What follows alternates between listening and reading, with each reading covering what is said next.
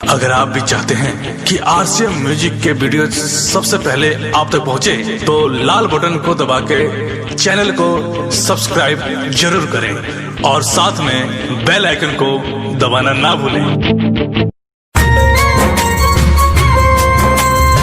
हमनी की मोहब्बत एगो परिंदा रही, भले सभे हमनी के करत निंदा रही। रे पगली, मरला के बाद भी हमनी के मोहब्बत जिंदा रही।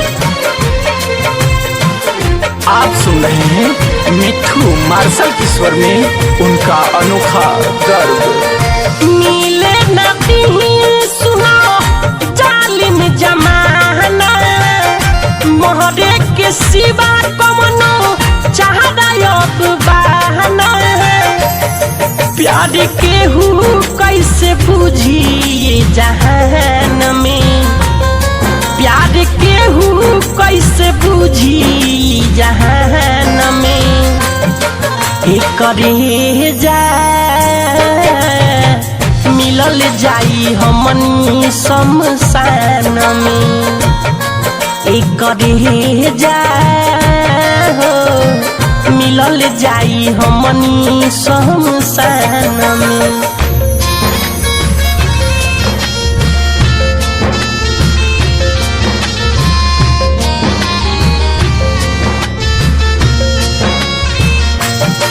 हर केहू मोहब्बत में पाप ना करी, हर केहू सही इंसाफ को ना करी। जायद प्यार पर पहरा दिल वाले के ऊपर वाला भी माफ को ना करी। लाख कर के कोशिश केहू प्यार ना मिटाई, लहलाया मजनू खानी नाम सभे गाई। हो लाख कर के कोशिश केहू प्यार ना मिटाई, लहलाया मजनू खानी नाम सभे गाई।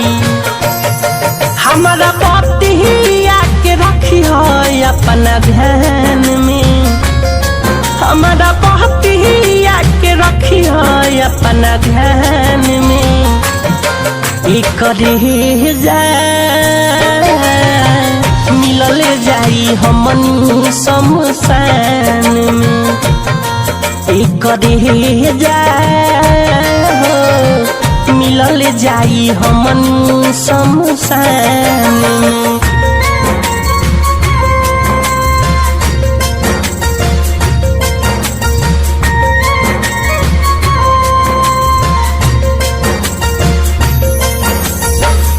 कुछ दिन तक इंतजार कई जाई, नैन से नैन के इजहार कई जाई।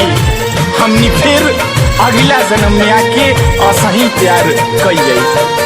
अखिया के लोहरे आदि के काठी करब, जानू के बिना जिंदगी जी के काठी करब। अखिया के लोहरे आदि पी के काठी करब, जानू के बिना जिंदगी जी के काठी करब। मिठू रखल है बाड़े तोहर के परान में, मिठू रखल है बाड़े तोहर के परान में। करे जा मिलल जाई हमनी शमशान में, करे जा मिलल जाई हमनी शमशान में। मिले नबी सुनो जालिम जमाना, मोहरे के सिवा कमनो चाहदायक बहाना। प्यार केहू कैसे बुझी ये जहान में, प्यार केहू कैसे बुझी जहान में। करे जा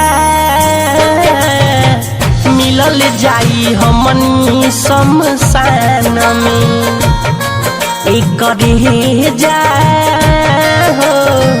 मिलल जाई हमनी शमशान